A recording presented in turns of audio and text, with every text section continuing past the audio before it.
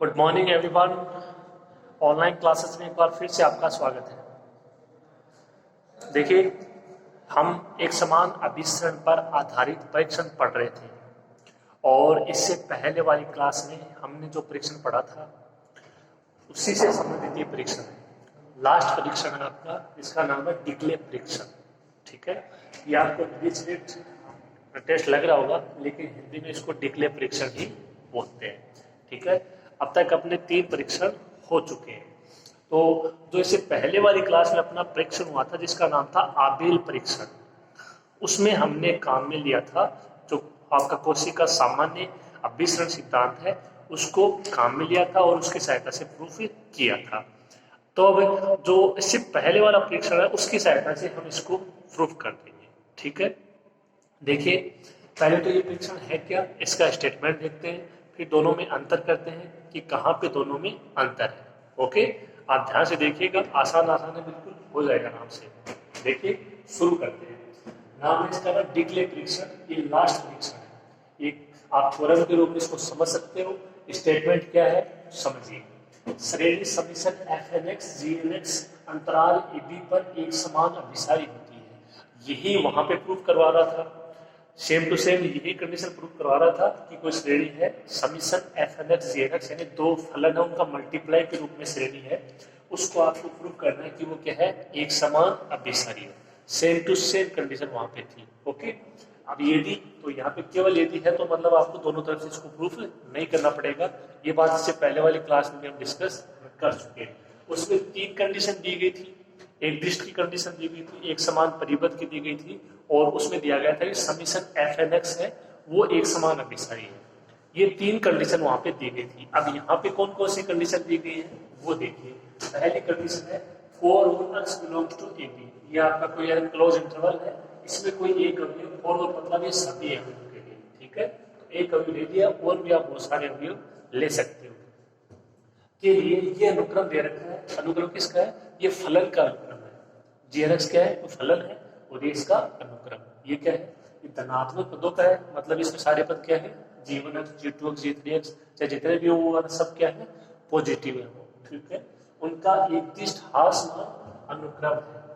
ये क्या है, एक दिष्ट हासमान अनुक्रम है। तो एक दिष्ट हासमान की परिभाषा आपको पता होनी चाहिए। देखो इससे पहले वाले में जो कंडीशन थी वो केवल एक दिष्ट की थी, और एक दिष्ट का मतलब है कि वो एक दिष्ट हासमान भी हो सकता है और वो एक दिष्ट वर्तमान भी हो सकता है। उनमें से कोई सा भी अप्लाई हो सकता है। ठीक है, आप कोई सा एक उनमें से दिखा दीजिए, एक दिष्ट हो जाएगा। लेकिन यहाँ पे स्पष्ट रूप से दिया गया है कि क्या है, एक दिष्ट वो हासमान है। तो एक दिष्ट हासमान की कंडीशन आपको पता होनी चाहिए। मैं आपको अनुक्रम के लिए लिखवा चुका हूँ, जो अपनी सेकंड यूनिट थी शुरू में जहाँ पे आपने शुरू किया था वो अनुक्रम के लिए थी। यहाँ पे किसके लिए हो जाएगी, कोई फलन है जीएनएक्स उसके लिए हो जाएगी। ठीक है, तो जो इसमें कंडीशन दी गई है जो आपको उपयोग में लेनी है वो कौन सी कंडीशन लेनी है, सिंपल रूप में समझिए कि जो अनुक्रम जीएनएक्स है वो क्या है, एक दिष्ट हासमान अनुक्रम है जहाँ पे x belongs to close interval ab। Okay, दूसरी कंडीशन एक तो इसे for all x belongs to close interval ab के लिए तथा n बिलोंग्स टू n, ये कोई अवयव ले लिया कैपिटल n में प्राकृत संख्याओं के समुच्चय के लिए। अब ये अनुक्रम में क्या है, SNX है। तो अब यहाँ पे आपको अंतर करना होगा कि SNX क्या होता है। तो जो SNX है वो क्या होता है, फलनों का योगफल होता है। SNX क्या होता है, फलनों का योगफल होता है। ये आपको मैं लिखवा भी चुका हूँ और देखो इसमें आगे दे भी रखा है। अंतराल AB में क्या है, एक समान परिबद्ध है। एक समान परिबद्ध है तो वो किसी मान से परिबद्ध हो जाएगा। ये कंडीशन है थी कल भी आज भी है। ठीक है, लेकिन कल SNX के लिए किसी और के लिए थी, यहाँ पे SNX के लिए। ओके, अर्थात देखिए SNX का जो है मापांक वो क्या होगा, लेस देन के हो गया ना, एक समान परिबद्ध, यही कंडीशन होती है। हालांकि दोनों तरफ से होता है, लेकिन मैं आपको बता चुका हूँ कि केवल एक तरफ से लिखते हैं, आप दोनों तरफ का भी लिख सकते हो। जैसे यहाँ पे कोई और मान आ जाएगा K1 K डैश कुछ भी हो। ठीक है, जहाँ पे जो SNX का मापांक है उसका मान FNX, समीशन मतलब इनका योगफल f1x प्लस f2x f3x कहाँ तक, इन्फिनिटी तक। तो ये तो इसका मतलब है परिभाषा। और एक समान परिबद्ध मतलब ये क्या है, लेस देन के, जहाँ पे के क्या है, कोई अचर राशि। ठीक है, तो कहने का मतलब ये है इन दोनों कंडीशनों का यूज करते हुए आपको इस श्रेणी को क्या दिखाना है, एक समान अभिसरण दिखाना। ओके, देखिए शुरू करते हैं।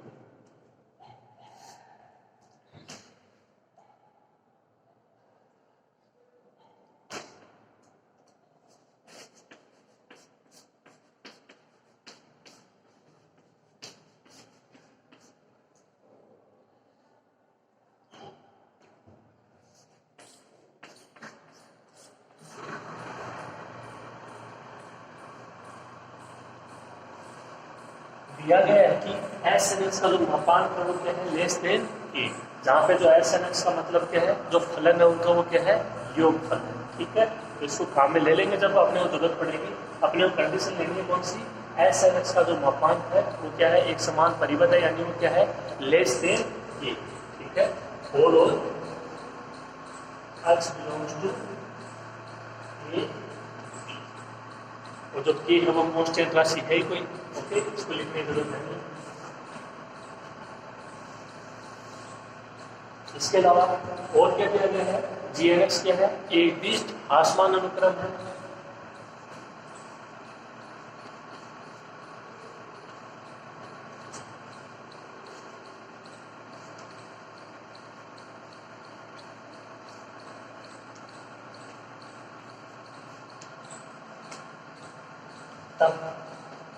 तो एक दिष्ट आसमान की देखो कंडीशन क्या होती है,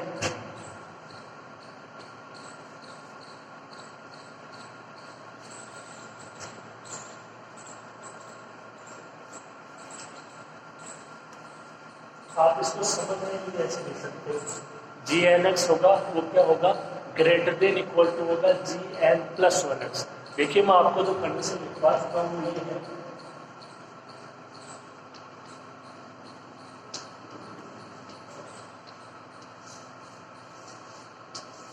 आप देख सकते हो जहाँ पे मैंने एक दिष्ट आसमान और एक दिष्ट आपका वर्तमान है उसकी जो परिभाषा लिखवाई है वो क्या क्या है, वो यही दोनों है। हालांकि उसमें बाद में निरंतर और आ जाता था, लेकिन उसका यहाँ पे कोई मतलब नहीं, कोई अपने को उपयोग में नहीं आएगा वो।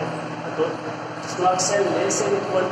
प्लस वन कंडीशन थी, वो कंडीशन थी जब अक्सर क्या था, एक दिष्ट था वर्तमान अनुक्रम, और जब अक्सर प्लस वन था तो कंडीशन थी एक दिष्ट आसमान अनुक्रम, जो आपका अनुक्रम अक्सर था। अब यहाँ पे अनुक्रम अक्सर की जगह क्या है, अनुक्रम जी एन एक्स है। तो इस कंडीशन से क्या लिख सकते हो, g n x greater than equal to g n plus one x.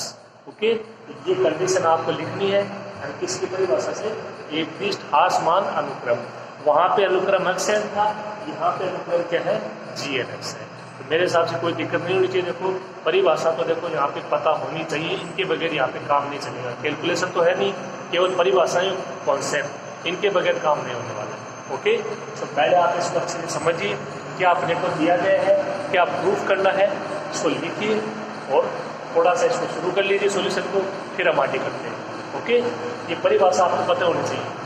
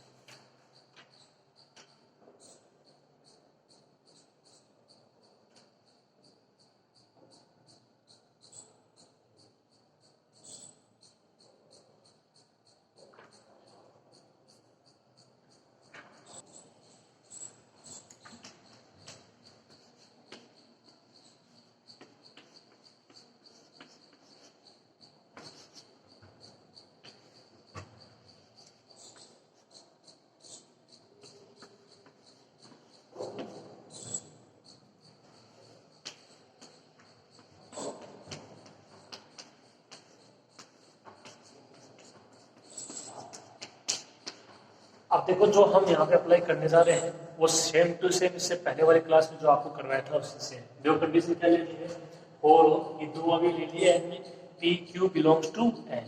Okay, जहाँ पे कंडीशन क्या रहेगी, क्यू है वो बड़ा होगा बी से, और यहाँ पे लिया था n0, तो वो एक ही बात है n0 n1, कोई दिक्कत नहीं है, क्योंकि यहाँ पे अपने को एक की और आवश्यकता पड़ेगी, इसलिए मैंने n1 ले लिया।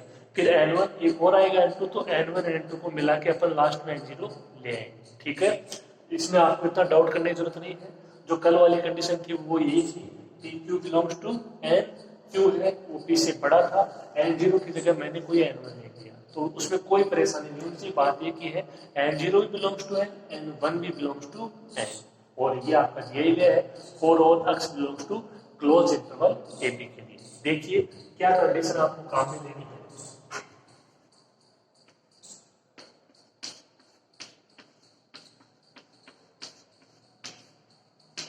S Q x minus S P x का मापांक, इसको क्या आप ऐसे लिख सकते हो,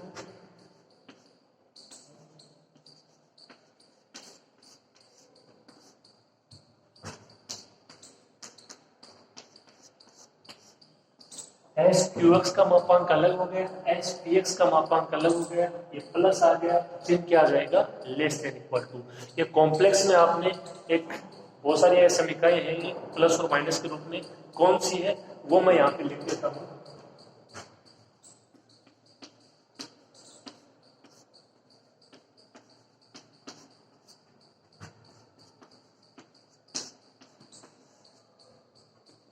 ये कौन तरह यहाँ पे काम में लिया गया है, ये Z1 माइनस Z2 का मापांक आप देख सकते हो लेस देन इक्वल टू ये Z1 का मापांक प्लस Z2 का मापांक, इसका आपको यूज करते हुए इसको ऐसे लिखना है।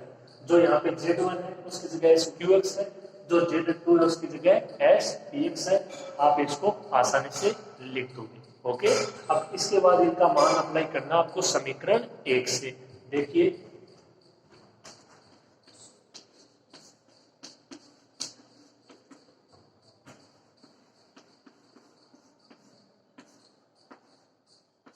ये आपको दे रखा है समीकरण से, आप देख लीजिए एस एन एक्स का मापांक लेस देन इक्वल टू के फॉर और एन बिलोंग्स टू क्या है कैपिटल एन, तो इस हिसाब से इन दोनों का मान भी क्या हो जाएगा देखिए।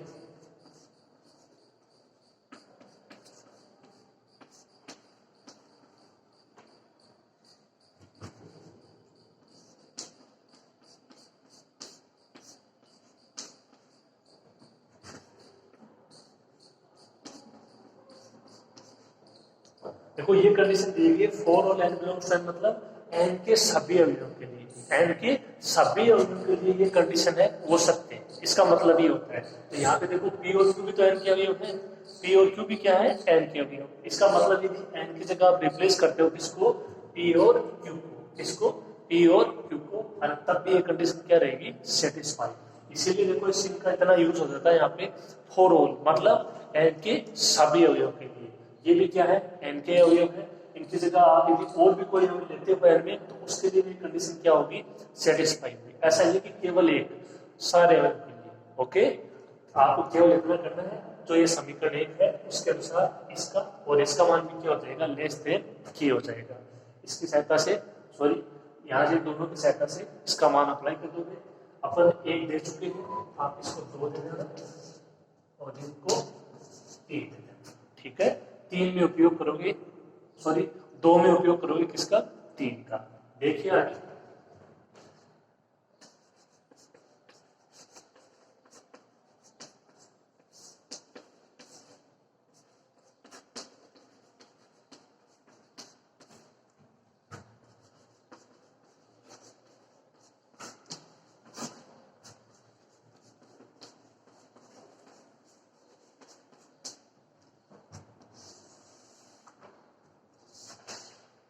एस समीकरण 3 का ये 2 है, एस समीकरण इनका उपयोग करेंगे इसमें एस समीकरण 2 में। देखिए मान कितना आएगा,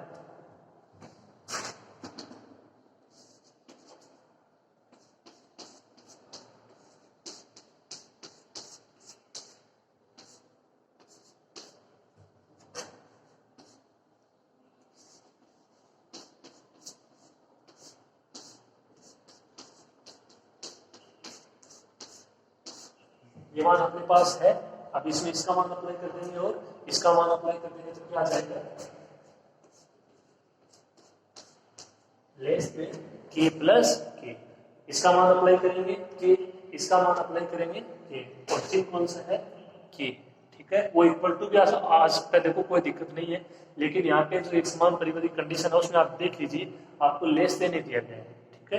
तो लेस देन इक्वल टू, उससे कोई ज्यादा इफेक्ट नहीं पड़ेगा यहाँ पे, केवल जो परिबद्ध है उसकी कंडीशन को आप ध्यान में रखिए। तो केवल अपने को मान अप्लाई करने हैं। देखो इसकी अगली कंडीशन क्या हो जाएगी,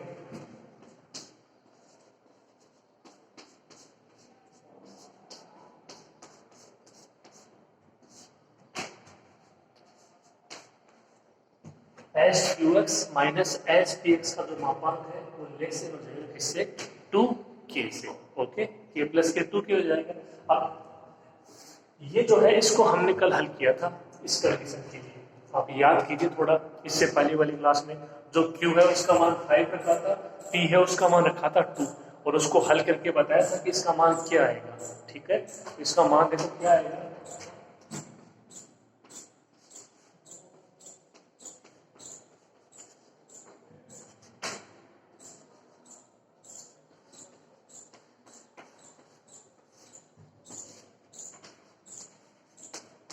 इसको हल करोगे तो क्या आएगा, summation n is equal to p plus 1 से q fn x का मापांक लेस देन 2k। ये मैं आपको बता चुका हूँ, और अगर आप देखना चाहो तो जो q है उसकी जगह कोई मान रख लीजिए, p है उसकी जगह कोई मान रख लीजिए। इतना ध्यान रखिएगा q बड़ा होना चाहिए p से, ठीक है। इसके बाद आप इसको हल करोगे, देख लेना कौन से मान शेष रहते हैं, कौन से मान अपने पास है ना उस पर कैंसिल हो जाते हैं, ठीक है। तो उसी के अनुसार बचेंगे, जो p है उसके अनुसार सारे मान कैंसिल हो जाएंगे। तो स्टार्ट कहाँ से होगा, p वाले मान के आगे से स्टार्ट होगा, यानी p प्लस 1 से स्टार्ट होगा और कहाँ तक जाएगा, q तक। तो ये इतना समझ में नहीं आएगा, देखो आप इसको p और जो q है उसकी जगह मान अप्लाई कीजिए, अपने आप ये समझ में आ जाएगा। मैं आपको ये बता भी चुका हूँ अच्छे से, कोई इसमें डाउट नहीं होना चाहिए, ठीक है। तो ये थोड़ा सा अपने को फायदा होगा, इससे पहले वाले से अपने को इसमें ज्यादा मेहनत करने की आवश्यकता नहीं पड़ेगी, क्योंकि हम इसको कर चुके हैं। तो यहाँ तक मेरे हिसाब से लेके समझ में आ गया होगा। ये आपको कंडीशन लेनी है, इसको आप ऐसे लिखोगे सबसे पहले इस समीकरण की सहायता से, ठीक है। ये समीकरण एक दिया गया है, इसकी सहायता से इनका ये मान हो जाएगा दोनों का, इसका उपयोग करोगे ये 2k हो जाएगा। ये आपको कल बता चुके हैं, ठीक है। नोट कर लीजिए आप इसको यहाँ तक।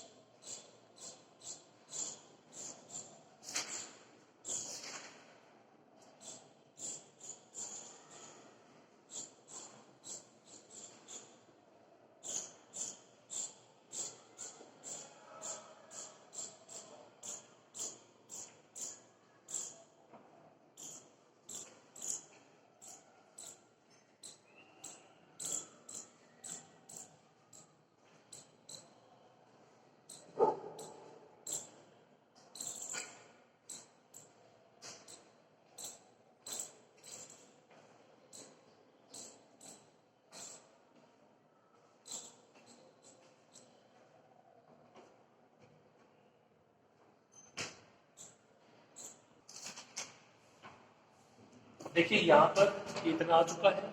अब अपने को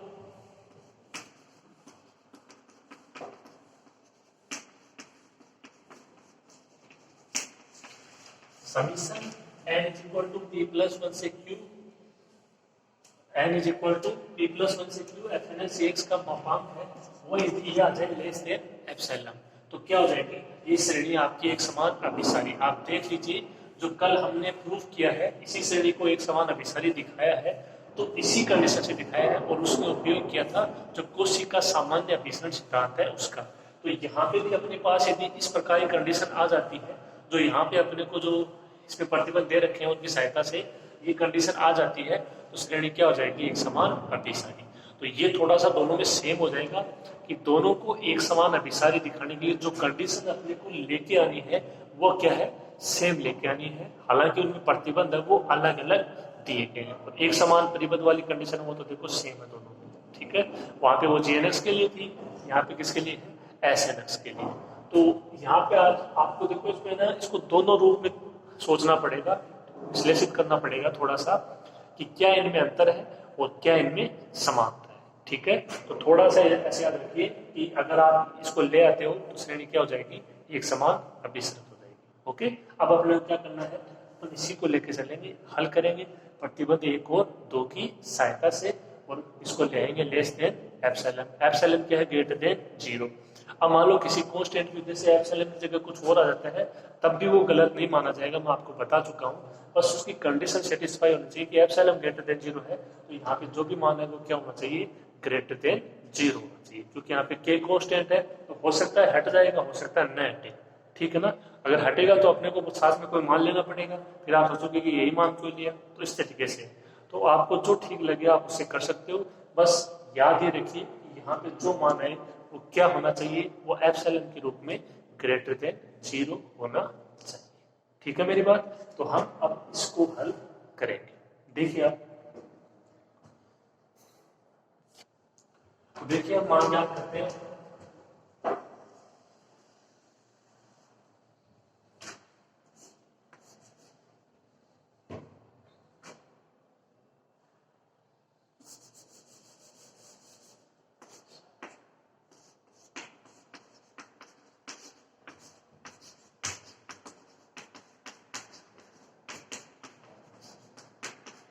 और x belongs to a close interval A B और n बिलोंग्स टू n के लिए। देखिए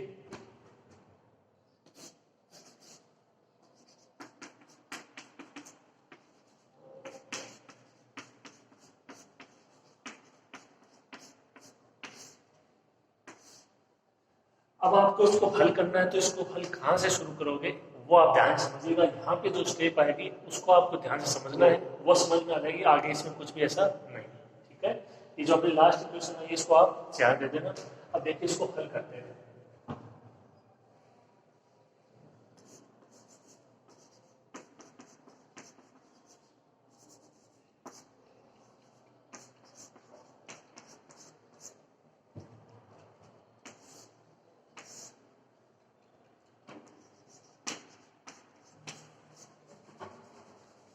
आप एक बार यहाँ की छोड़िए कि यहाँ पे कौन सा चिन्ह आएगा, वो बात की बात है।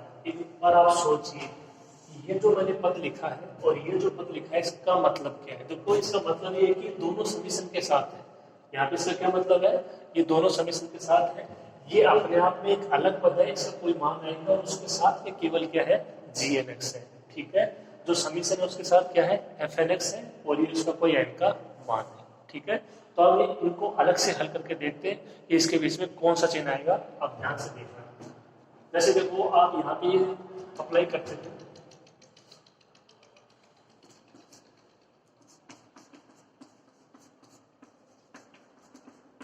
आपने इनका मान रख दिया, ये पहला मान रख दिया p+1, तो इसका पहला पद क्या आएगा, f(p+1x g(p+1x) हो जाएगा ना। ये समीशन है तो मतलब योग। अब इसके आगे वाला मान रखोगे कितना आएगा, f(p+2x g(p+2x)। ठीक है, और फिर योगफल और इसके आगे के मान प्राप्त होते चले जाए। अपने को केवल ये देखना है कि यहाँ पे कौन सा चिन्ह आएगा। ओके, अब देखो अगर आप इसकी बात करो तो n का मान रखोगे p+1x, लेकिन वो इसी के लिए केवल। ठीक है, तो देखो कितना आएगा, f(p+1x) और साथ में क्या मल्टीप्लाई हो जाएगा, GNX। ठीक है, अब जो ये मापांक है इसको आप ऐसे भी लिख सकते हो, इसको हटा भी सकते हो, उससे कोई दिक्कत नहीं होनी चाहिए। ठीक है, फिर ये आपका समीशन है, तो इसका दूसरा पद क्या है, f(p+2x) और साथ में क्या मल्टीप्लाई होगा, GNX। यानी यहाँ पे इसका तो योगफल हो जाएगा, लेकिन जो ये योगफल होगा उसके आपके प्रत्येक पद के साथ ये मल्टीप्लाई हो जाएगा GNX। ठीक है, f(p+1x) f(p+2x) इस तरीके से साथ में क्या आएगा, GNX। अब अपने को ये पता लगाना है कि इनमें से कौन सा जो आपका पद है वो हमारा छोटा है बड़ा है। ठीक है, और यहाँ पे आप मान लो इसकी जगह अपन कोई मान डिफाइन करें इनकी जगह, तो ये मानो अपन इसका पहला मान लें, एक बार कोई मान ले लिया इनकी जगह क्या, p+1, तो यहाँ से क्या हो जाएगा, p+1 हो गया, p+1। आप कोई भी मान डिफाइन कर लीजिए इसकी जगह। ठीक है, तो हमने जो एन है उसकी जगह पहला ही मान ही ले लिया कि भाई G P plus one x है। उसके लिए देखते हैं कि कौन सा छोटा है कौन सा बड़ा है। ठीक है, तो ये इसका हल हो जाएगा। अब देखिए अपने को कंडीशन दी गई है कि जी एन एक्स क्या है, एक दिष्ट हासमान अनुक्रम है, और उसको मैंने आपको लिख भी दिया है। जी एन एक्स क्या है, एक दिष्ट हासमान अनुक्रम है, और उसकी कंडीशन क्या है, उसकी कंडीशन ये है, देखिए जी एन एक्स ग्रेटर देन जी एन प्लस वन एक्स, यानी जो पहले वाला मान है वो बड़ा है इसके बाद के वाले के मान। देखो एन एन प्लस वन ये पहले का मान है, इसके बाद का मान है। बात समझ गए ना मेरी? तो जी एन एक्स बड़ा है इससे, जी एन प्लस वन से। ठीक है, अब अपने को मान लो ये दो पद इसके लिख लिए, दो पद ही इसके लिख लिए, और भी आगे आप लिख सकते हो, लेकिन केवल समझने के लिए यहाँ से अपने को पता लग जाएगा। तो यदि पहले पद की बात करें तो पहले पद तो देखो सेम है, पहला पद तो सेम है। अब देख लीजिए F P plus one x G P plus one x, तो इसमें तो पता नहीं चलेगा कौन सा छोटा है कौन सा बड़ा है। दूसरे पद पे आइए F P plus two x F P plus two x, यहाँ भी नहीं पता लगेगा, दोनों सेम है। लेकिन यहाँ पे देखो G P plus two x G P plus one x, अब उन दोनों से ये डिफाइन हो जाएगा ऐसे कौन सा मान छोटा है कौन सा बड़ा है। देखो p plus one P plus two, अगर इसके अनुसार सोचे तो G P plus one x है वो बड़ा होगा किससे, G P plus two x होगा कि नहीं होगा। इस कंडीशन के अकॉर्डिंग ये पहला मान इसके बाद का मान, ये पहला मान इसके बाद का मान, तो ये बड़ा होगा, मतलब सॉरी ये बड़ा होगा। जैसे मान लो इसका मान दो, इसका मान मान लो तीन है, तो इसका मान क्या है दो। इस तरीके से जो जी पी प्लस वन है वो बड़ा मान है, और जी पी जो पी प्लस टू है वो छोटा मान है। अब ये दोनों समान है, जैसे ये दो लो ये दो लो, ये चार हो गया, ये कितना हुआ छह, तो कौन सा मान बड़ा हुआ, ये मान बड़ा हुआ, वन ही हुआ। ठीक है, तो यहाँ पे कौन सा चिन्ह आएगा, लेस देन। मेरी बात आप समझ गए होंगे इस एग्जाम्पल के माध्यम से। क्या करना है आपको, इसका विस्तार कर लेना, इसका विस्तार कर लेना, जो मान आए उसको G P plus one x से मल्टीप्लाई कर देना। ठीक है, अपने को जो यहाँ पे अंतर करना है कि कौन सा छोटा वो कौन सा बड़ा है, वो कहाँ से पता लगेगा, अगर आप विस्तार करोगे तो इससे नहीं पता लगेगा क्योंकि दोनों पद समान है। दूसरे पद की बात करें तो इससे भी नहीं पता लगेगा, लेकिन इससे पता लग जाएगा इस कंडीशन के अकॉर्डिंग परिभाषा से। ठीक है, आप चाहो तो इसको थोड़ा बहुत नोट कर सकते हो, आप इसको स्वयं एक दो बार करके देखोगे, ये आपके दिमाग में अच्छे से बैठ जाएगा। करना क्या है, इसको ऐसे कैसे लिखोगे जो ज्ञात करना है, इसको अलग से लिख लेना, इसको बाहर निकाल लेना, इसका कोई एक मान ले लेना p प्लस वन, मान अप्लाई करके देख लेना कौन सा छोटा आता है कौन सा बड़ा आता है। ओके, तो आप इसको अलग से यहाँ पे अप्लाई कर सकते हो, लिख सकते हो, इसके साथ में नहीं लिखना है, ये केवल आपके समझने के लिए। ठीक है, आप इसको थोड़ा सा लिख लीजिए।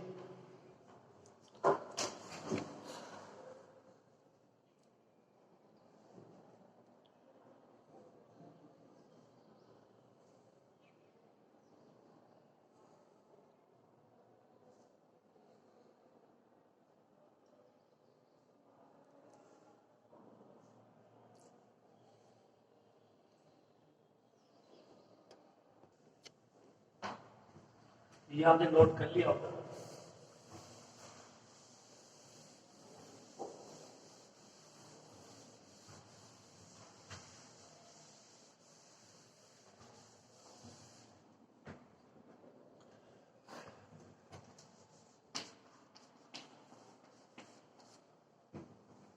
ओके, ये इस तरह से कंडीशन अप्लाई हो जाएगी। मैं इसका कारण अप्लाई कर देता हूँ।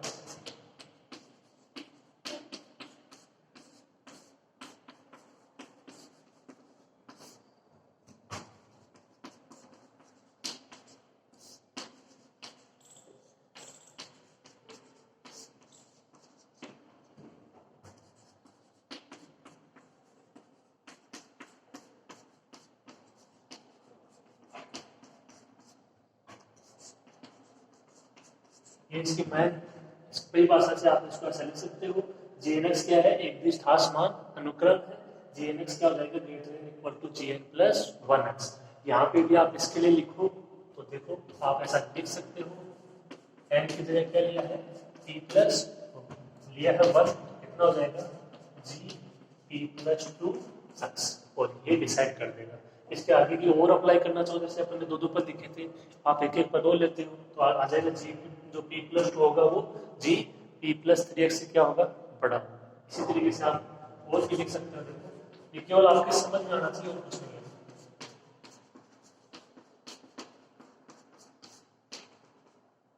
ओके, ये इसका कारण हो जाएगा कि हमने इसको ऐसा क्यों लिखा। ठीक है, कोई डाउट नहीं होना चाहिए। आगे बढ़ते हैं। अब देखिए जो ये है इसका अपने पास मान है कुछ, अब देख लीजिए अपने पास मान क्या है। अब ये भी दिया है समीकरण 4, समीकरण n is equal to P plus 1 से क्यू एफ एन एक्स, और उसका मान है लेस देन 2k, तो इसको दे देते हैं 5। समीकरण 4 और 5 से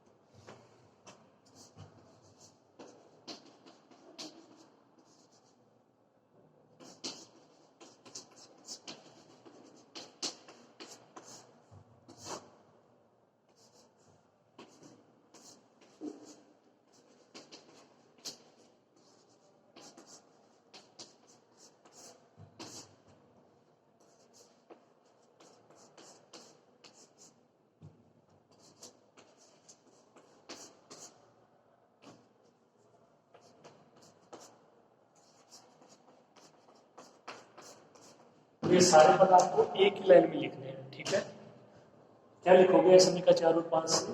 ये है समीकरण n is equal to p plus 1 से q F N X X का मापांक, ये लेस देन, यहाँ तक कैसे कैसे, उसके बाद में ये लेस देन हो जाएगा किससे, इसका मान अप्लाई कर दोगे क्या 2k, और ये ऐसे कैसे जी पी प्लस 1x। तो केवल मान अप्लाई करना और कुछ ज्यादा नहीं है। ये वेरी वेरी इंपॉर्टेंट है कि इसको ऐसा क्यों लिखा, ये आपको कंडीशन दी गई है, इसके हिसाब से ये मान आते चले जाएंगे। ठीक है, रफ रख में आप इसमें दोबारा करके देखोगे, आपके बहुत अच्छे से क्लियर हो जाएगा। ओके, नोट कीजिए आप यहाँ तक इसको।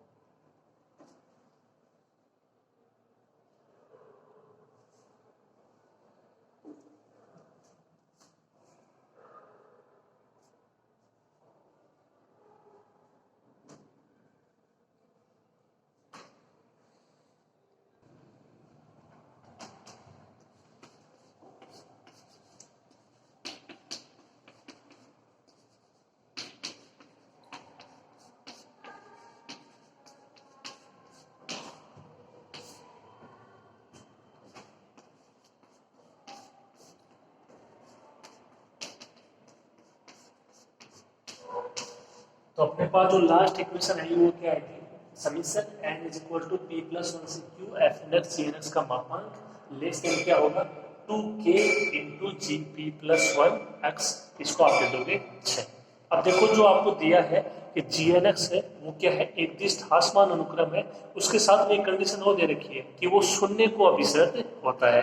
तो देखो ये आपको मैंने बताया हुआ है कि कोई भी अनुक्रम है एक्सन है और वो जैसे ना शून्य को अभिसरित होता है, तो आप उसको क्या लिख सकते हो, limit n tends to infinity X N is equal to l को अभिसरित होता है और ये शून्य को अभिसरित होता है, तो ऐसे ये कंडीशन देखो बहुत बार बता चुका हूँ आपको इस यूनिट में कि कोई भी अनुक्रम एक्सन है वो l को अभिसरित होता है। तो ये इसको क्या लिख सकते हो, एक्सन माइनस l का मापांक लेस देन एप्सिलॉन। ये कंडीशन बहुत बार अपने आई, बस उसी तरीके से आपको इसको सोचना है।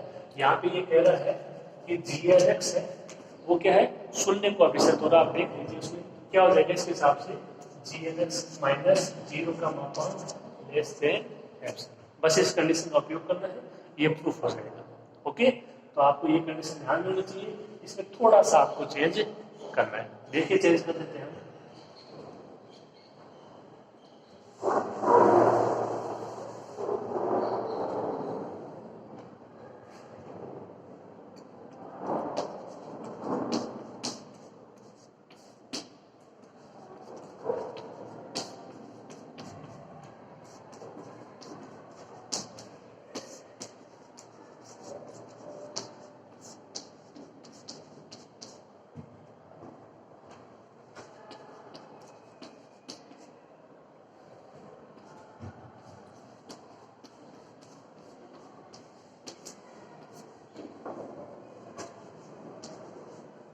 हो जाएगा ऐसा।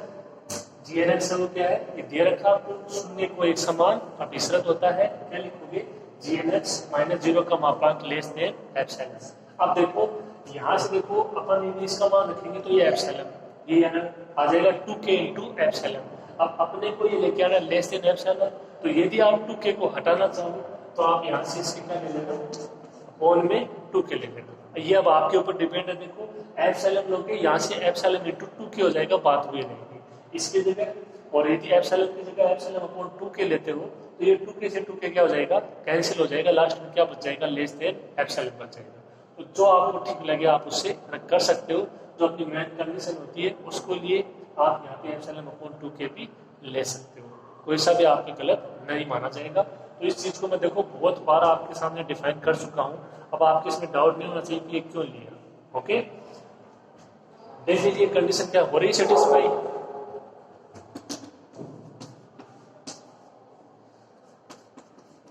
एप्सिलॉन ग्रेटर देन 0 है, k बिलोंग्स टू n है, तो इसका मान 1 2 3 4 इस तरीके से होगा। तो इसका मतलब एप्सिलॉन अपॉन जो 2k है वो कितना होगा, ग्रेटर देन 0। इसका मान प्लस में, ये प्लस में, और 2 तो वैसे ही प्लस में है, इसका मान माइनस में थोड़ी आएगा, कभी नहीं आएगा, क्या होगा, ग्रेटर देन 0। ठीक है,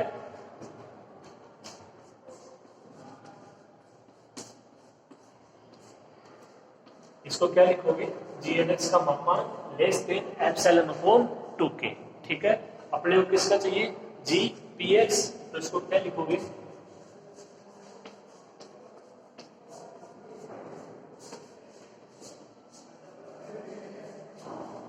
जी पी वन प्लस का मापांक less than epsilon upon 2k। क्यों,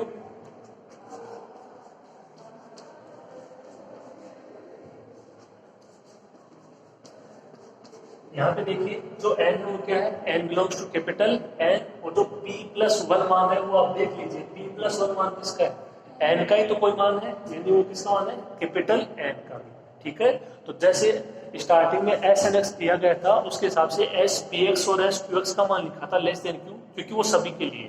ठीक है, इसी हिसाब से जी एन एक्स के लिए आपने ये मान इसके देख लिया, इसकी परिभाषा से जो दिया गया था, और फिर हमने लिख लिया जी पी प्लस 1x, क्योंकि उसी का मान अपने को चाहिए यहाँ पे, तो कोई डाउट नहीं होना चाहिए। देखो n के सभी अवयव के लिए है, और ये n का ही कोई मान है, आप इसको ऐसा भी लिख सकते हो, और n इज इक्वल टू क्या है, p प्लस 1, n का ही कोई ना कोई मान है, ये किसमें बिलोंग करेगा, कैपिटल n में। ठीक है, जी पी प्लस 1x का मापांक क्या हो जाएगा, एप्सिलॉन अपॉन 2k। ठीक है, थोड़ा सा है, देखिए आगे।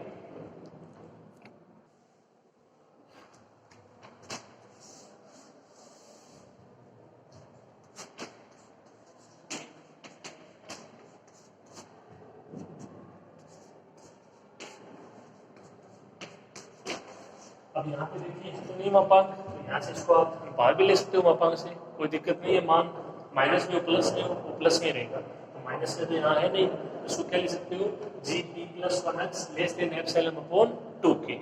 ठीक है, इसको दे दोगे 7, 7 का उपयोग कर दोगे इसमें 6 में,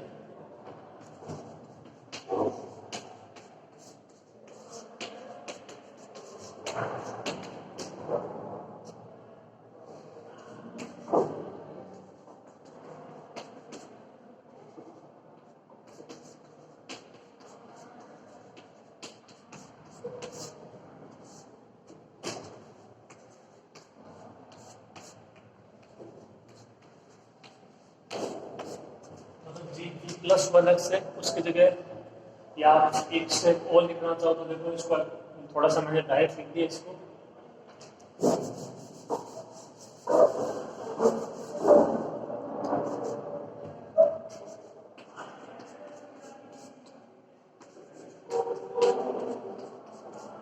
ये मान एक्स है सी और तो ये बी प्लस वन एक्स है, ये किसे लेते हैं एप्सिलॉन अपॉन 2k से।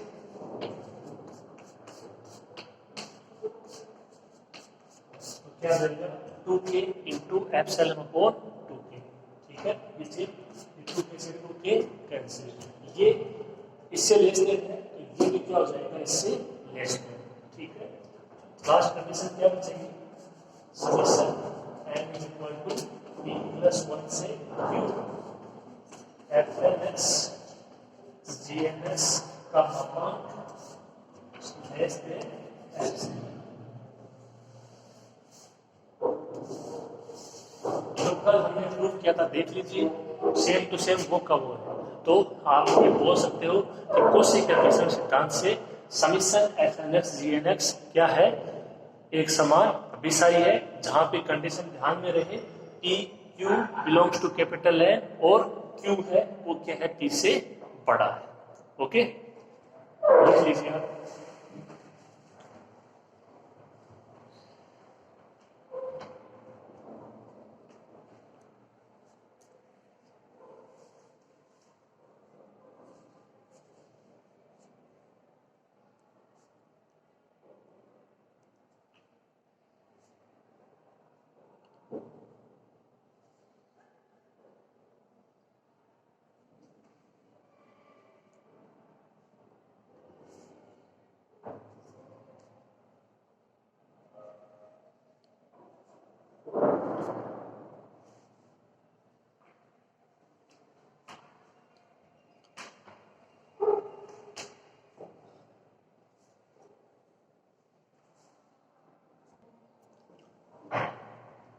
एक थोड़ा सा ये और देख लीजिए, जैसे अपन ने स्टार्टिंग में जो n0 उसकी जगह n1 लिया था, ठीक है। तो ये प्रूव तो हो चुका है, बस उसका थोड़ा सा प्रतीक सेम हो रहा है, उसके लिए कर रहे हैं।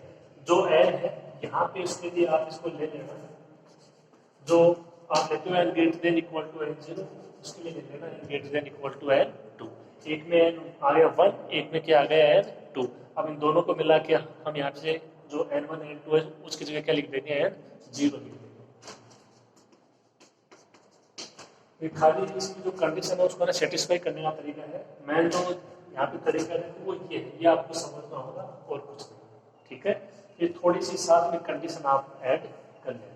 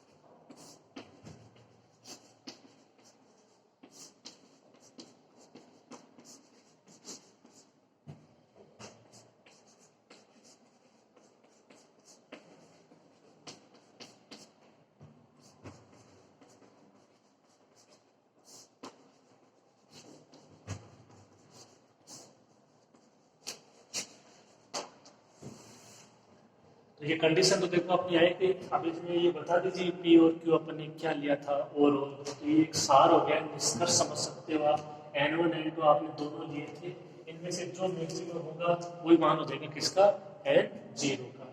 ये आप जानते हो P Q belongs to capital N, ये अपन ने कंडीशन ली है। एक में N1 एक में N2, जो होगा बड़ा वो पहले आ जाएगा और बाकी बाद में आ जाएंगे, ठीक है। और ये अपने को दिया गया x बिलोंग्स टू AB, ये अपन ने प्रूफ कर दिया। तो उसी के एक समान अभिसरण से श्रेणी Fnx Gnx एक समान अभिसरण।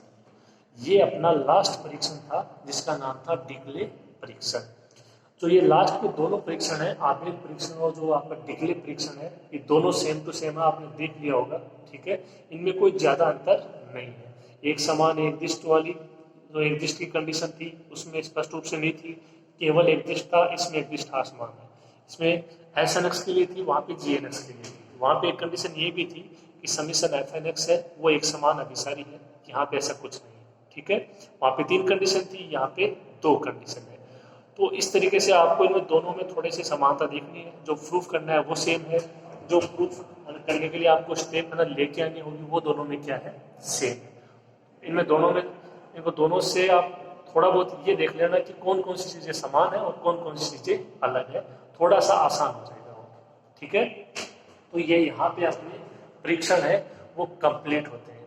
4 परीक्षण है, एक थ्योरम है, इनके ऊपर एग्जाम्पल और क्वेश्चन। ये आपको कुछ मैंने एग्जाम्पल क्वेश्चन और करवा दिए, यहाँ पे हो गए और कुछ और करवा देंगे, ठीक है। यहाँ से आपको कोई 2 क्वेश्चन एग्जाम में मिल जाएंगे, ठीक है। तो अब अपना जो इसका पार्ट रहा है वो केवल ये रहा है कि ये जो परीक्षण है इनके ऊपर आधारित जो क्वेश्चन रह गए हैं उनको देखना, ठीक है। हालांकि कुछ एग्जाम्पल और क्वेश्चन मैंने करवा दिए हैं इन परीक्षणों पर आधारित, ठीक है। तो कोई 2 क्वेश्चन है वो आपको यहाँ से मिल जाएंगे। कहाँ से? 4 परीक्षण हो गए, एक थ्योरम हो गई, ठीक है। इससे पहले भी स्टार्टिंग में अपन 1-2 एग्जाम्पल लिए हैं, जैसे एक समान अभिसारी की परिभाषा, ठीक है, बिंदु से अभिसारी की परिभाषा, उनसे संबंधित एग्जाम्पल और इन परीक्षणों पर आधारित एग्जाम्पल।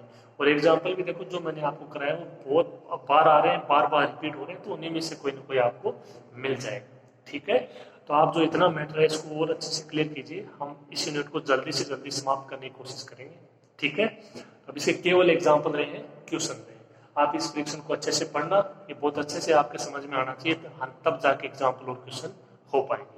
मैं उम्मीद करता हूँ कि आप इसको बहुत अच्छे से पढ़ोगे और आपके समझ में भी आ गया होगा। कम से कम 3-4 बार आप इसका अभ्यास करोगे, है ना, तब जाके क्लियर हो पाएगा। देखो चीजें आसान नहीं है, ठीक है। मान अप्लाई करके देख लीजिए, जहाँ पे समस्या आ रही है वहां पे आप इनके मान अप्लाई करके देख लीजिए, सारी समस्याएं खत्म हो जाएंगी। और मैंने तो इसको देखो हो सके उतना डीपली आपको समझाने की कोशिश की है, ठीक है। फिर भी कोई दिक्कत आती है तो आप इसको स्वयं करने की कोशिश कीजिए, और बाकी आपकी कहीं समस्या नहीं है, ओके। तो आज की क्लास में इतना ही। आप इसके एग्जाम्पल हो सके तो करने की कोशिश करना, नहीं तो हम क्लास में तो कराए रहेंगे, ठीक है। आज की क्लास में इतना ही, और बाकी नेक्स्ट क्लास में। Thank you.